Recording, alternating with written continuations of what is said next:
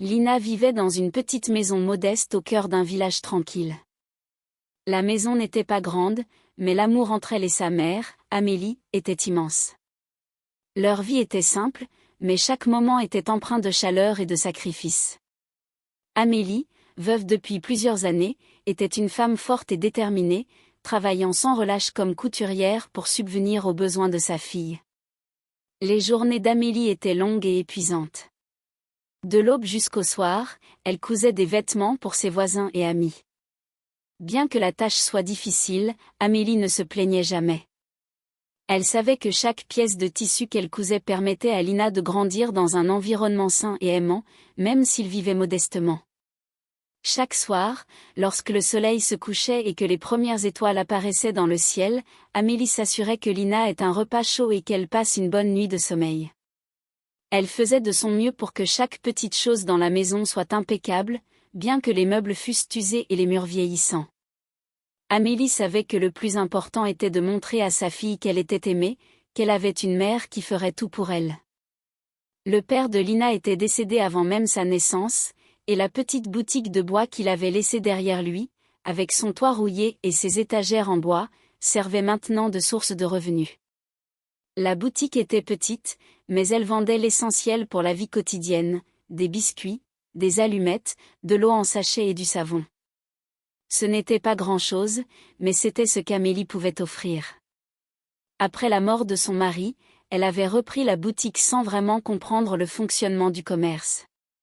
Mais son amour pour sa fille et son désir de la voir grandir dans un environnement sûr et nourrissant lui donnaient la force de continuer à apprendre, petit à petit, de ses erreurs. Et même si Amélie savait que la vie ne serait jamais facile pour elle, son amour pour Lina était son moteur, et elle ne comptait pas les sacrifices qu'elle faisait pour elle. Lina, malgré tout l'amour qu'elle recevait, ressentait un vide en elle.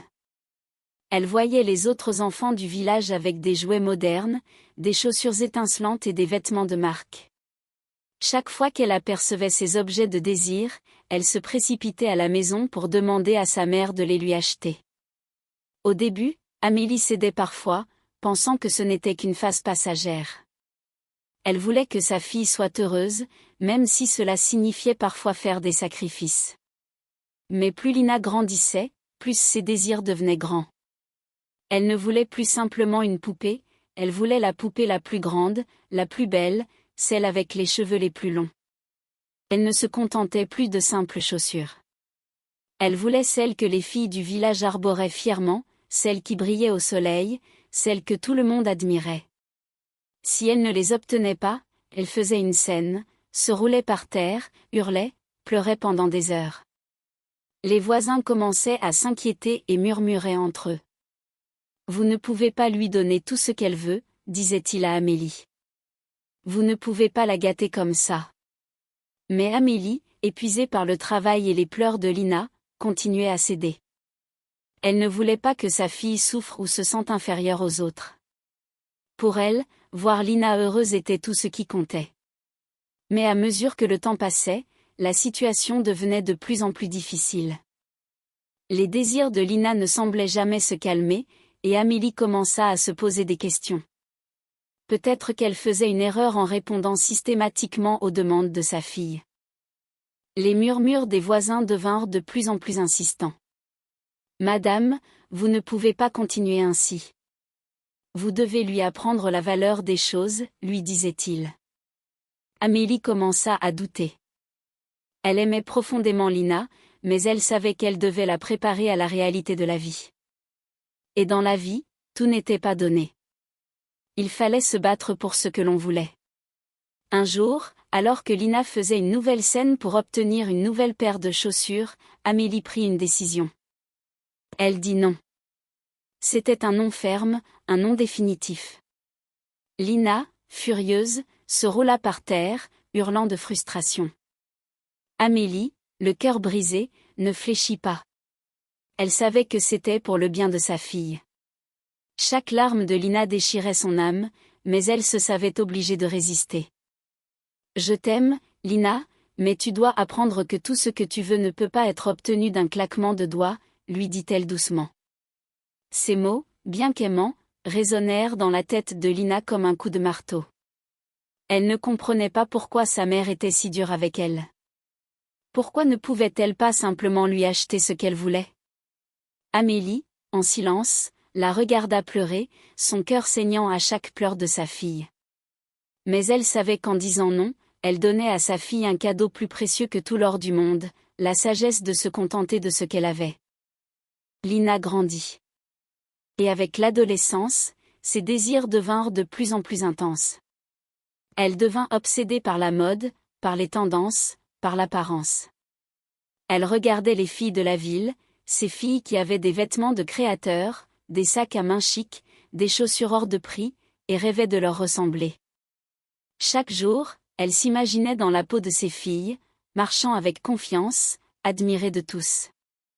Mais même si elle réussissait à acheter quelques pièces de vêtements plus chères grâce au sacrifice de sa mère, elle ne se sentait jamais assez belle.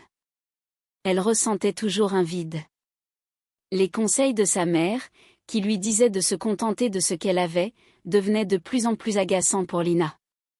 Elle avait l'impression que sa mère ne comprenait pas le monde moderne, un monde où l'apparence semblait tout décider. Comment veux-tu que je sois respectée si je ne ressemble pas à ces filles, se disait-elle souvent, se regardant dans le miroir, dépitée par son reflet. Les réseaux sociaux, les magazines de mode, la publicité, tout lui disait que la beauté extérieure était la clé du succès. Et Lina, bien qu'ayant tout ce que sa mère lui avait donné, n'arrivait pas à être satisfaite. Un jour, Lina reçut un message qui allait changer sa vie. Félicitations, Lina. Nous avons le plaisir de vous annoncer que vous avez été sélectionnée pour un entretien pour un poste en ville. Le cœur de Lina se mit à battre la chamade. Elle n'en croyait pas ses yeux. Elle allait enfin quitter le village, la pauvreté, la petite maison et la boutique de sa mère. Elle allait partir vivre dans cette ville brillante, pleine de lumière, d'opportunités, et de glamour. Elle rêvait de cette ville depuis qu'elle était toute petite. Elle se voyait déjà dans un appartement moderne, entourée de gens comme ceux qu'elle admirait. Elle s'empressa de partager la nouvelle avec sa mère, sautillant partout dans la maison, incapable de cacher sa joie. Amélie, bien que touchée par la nouvelle, sentit une petite boule dans son ventre. Elle savait que sa fille allait changer. Mais, malgré tout, elle la soutenait. C'est ton rêve, Lina, et je suis heureuse pour toi. Mais souviens-toi de ce que je t'ai toujours dit. Ne cours pas après tout ce que tu vois. Ne laisse pas les apparences te tromper, lui conseilla-t-elle. Lina hocha la tête, mais au fond, elle ne comprenait pas vraiment. La ville représentait tout ce qu'elle désirait, un monde où l'apparence était plus importante que tout. Elle se précipita au marché, avec l'argent qu'Amélie lui avait donné, prête à acheter tout ce dont elle pensait avoir besoin pour sa nouvelle vie. Lina arriva en ville, le cœur battant d'excitation et d'appréhension. Les rues étaient animées, pleines de monde qui marchait d'un pas pressé, les vitrines des magasins brillaient sous la lumière, et tout semblait tellement plus grand que ce qu'elle avait connu. Elle se rendit directement au centre commercial, prête à investir l'argent qu'Amélie lui avait donné. Mais, plutôt que de dépenser cet argent pour des choses utiles, Lina se laissa emporter par ses désirs. Elle acheta des vêtements de marque, des robes scintillantes qu'elle avait toujours vues dans les magazines, des talons hauts, des sacs à main chers, et une grande quantité de maquillage. Elle pensait que tout cela l'aiderait à s'intégrer dans ce nouveau monde, à devenir la personne qu'elle avait toujours rêvé d'être. Elle se dit qu'avec ses accessoires, elle serait enfin digne de ce monde. Chaque pièce qu'elle achetait lui donnait une sensation de pouvoir, comme si elle devenait quelqu'un d'important. Mais dès son arrivée à son nouveau travail, elle se rendit compte que rien de ce qu'elle portait ne la rendait aussi confiante qu'elle l'avait imaginé. Le regard des autres, parfois bienveillant, mais souvent critique, la fit se sentir plus petite. Les collègues semblaient tous plus à l'aise qu'elle. Ils étaient élégants, assurés, et leur façon de parler, de se déplacer, semblait naturellement plus raffinée. Lina se sentit comme une étrangère, déguisée dans des vêtements de luxe qu'elle ne portait pas avec aisance. Elle chercha le regard des autres, espérant y trouver un signe de reconnaissance, mais ce qu'elle trouva fut un vide qu'aucun vêtement ne pouvait combler. Elle se regarda dans le miroir du bureau, constatant qu'en dépit de son apparence soignée, elle ne se sentait toujours pas à sa place. Les vêtements étaient beaux, mais ils ne pouvaient pas la rendre heureuse. La confiance qu'elle espérait obtenir en portant des marques et des accessoires brillants ne venait pas. Elle avait beau se dire que tout irait bien, au fond, elle savait que son monde intérieur n'était pas aussi brillant que les vêtements qu'elle portait. Le jour suivant, Lina se présenta à son travail dans une robe coûteuse, pensant que cette fois-ci, elle ferait bonne impression. Mais en arrivant au bureau, elle se rendit vite compte que les autres étaient bien plus élégants qu'elle ne l'avait imaginé. Ses collègues, bien que gentils, semblaient avoir un charisme naturel qu'elle ne pouvait pas imiter. La collègue d'Anne, qui était une femme grande et charismatique, entra dans le bureau, attirant tous les regards. Elle portait une tenue parfaitement ajustée, un blazer élégant qui mettait en valeur sa silhouette, et ses chaussures, haut de gamme, cliquetaient sur le sol. Lina ne pouvait s'empêcher de l'observer, se comparant à elle. Elle se sentit soudainement petite et insignifiante, comme si tous ses efforts pour ressembler à une femme élégante avaient échoué. Le maquillage qu'elle avait appliqué avec soin semblait presque trop épais maintenant, et ses chaussures, bien qu'élégantes, paraissaient moins raffinées comparées à celles d'Anne. Elle se sentait comme une enfant déguisée en adulte. Lina se demanda comment Anne faisait pour être aussi naturelle. Elle paraissait tellement sereine, à l'aise dans ses vêtements, dans sa peau. Lina, elle, se sentait étrangère dans sa propre apparence. Les compliments qu'elle avait reçus au début semblaient s'être dissipés, et maintenant elle se concentrait uniquement sur la perfection des autres. Une fois, elle passa devant un miroir et s'arrêta. Elle se regarda, et ce qu'elle vit la fit se sentir encore plus mal. Elle s'étonna de ne pas avoir encore trouvé ce sentiment de plénitude, cette satisfaction qu'elle pensait obtenir en étant simplement plus comme les autres. Ses vêtements et ses accessoires ne comblaient pas le vide qu'elle ressentait. Lina ne pouvait plus ignorer son malaise. Elle décida que la beauté, à défaut de la confiance, serait la clé. Un jour, alors qu'elle parlait avec Anne lors d'une pause café, elle remarqua que sa collègue semblait particulièrement éclatante. Anne portait un rouge à lèvres parfait, une teinte rouge qui mettait en valeur ses lèvres pulpeuses. Ses cheveux brillaient, et son visage semblait tout droit sorti d'une publicité. « Tu as un secret, Anne ? Tu as l'air toujours parfaite, » dit Lina, essayant de cacher son envie derrière un sourire. Anne sourit, fière de l'attention qu'elle recevait. « Oh, chérie, tu sais, c'est juste un peu de maquillage et de bons produits. Mais il y a un petit secret, des petites améliorations, si tu veux vraiment avoir des lèvres pleines et parfaites, » répondit Anne d'un ton presque mystérieux. « Tu veux savoir ? » Lina, fascinée, attendit qu'Anne lui en dise plus. Elle voulait tout savoir, espérant trouver une solution à son sentiment d'insécurité. « Les injections de beauté, tu en as déjà entendu parler ? Cela ne prend que quelques minutes et c'est discret, » expliqua Anne, en souriant de plus en plus largement. Lina sentit son cœur battre plus fort. Elle avait déjà vu des publicités pour des procédures esthétiques, mais l'idée de l'essayer ne lui avait jamais effleuré l'esprit. Cependant, l'idée qu'Anne semblait être parfaitement à l'aise dans sa peau, grâce à cela, la convainquit qu'elle devait essayer elle aussi. Elle voulait ce même sentiment de sécurité, cette beauté parfaite, cette perfection qui lui échappait. Elle se dit que si cela pouvait lui apporter ce qu'elle cherchait, alors pourquoi pas ? Elle décida de se rendre à la clinique de beauté le plus tôt possible. Le jour de l'intervention, Lina était nerveuse mais excitée. Lorsqu'elle entra dans la clinique, elle se sentit un peu comme une célébrité. L'endroit était moderne, raffiné, et tout semblait être exactement ce qu'elle avait imaginé.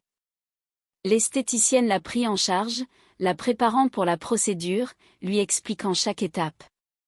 Lina était impatiente. Après tout, si cela pouvait enfin lui donner les lèvres pleines et parfaites qu'elle avait vues sur Anne, alors cela en valait la peine.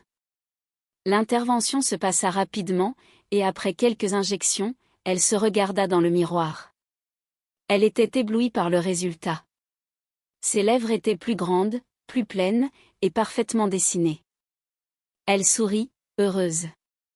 Cela semblait enfin être la réponse à ses prières. Mais quelques heures après être rentrée chez elle, les choses commencèrent à déraper. Ses lèvres commencèrent à gonfler de manière étrange, elles devinrent rouges et douloureuses. Elle appela immédiatement la clinique, mais personne ne répondit. Elle paniqua. Les douleurs s'intensifièrent et son anxiété monta en flèche. Elle se précipita à l'hôpital où les médecins lui expliquèrent que les injections avaient provoqué une grave réaction. Ils durent retirer le produit injecté pour éviter des complications graves. De retour dans le village, Lina n'était plus la même. Elle portait un masque en permanence pour cacher la douleur et la honte qui la dévoraient. Le regard des autres était devenu insupportable. Les enfants la regardaient, les adultes la pointaient du doigt. Elle était devenue une figure de murmure, une ombre du passé. Sa mère, bien que bouleversée par le retour de Lina, la prit dans ses bras et pleura. « Je t'avais prévenu, » murmura-t-elle. « Tu ne m'as pas écouté. » Lina, bien que brisée, savait que sa mère avait raison. Le monde qu'elle avait cherché à atteindre, celui de la beauté superficielle et de l'illusion, l'avait détruite. Mais elle était chez elle, entourée par l'amour de sa mère. Amélie l'aida à guérir, à se reconstruire, et peu à peu, Lina apprit à apprécier ce qu'elle avait toujours eu, la simplicité, la beauté intérieure, et l'amour inconditionnel de sa mère.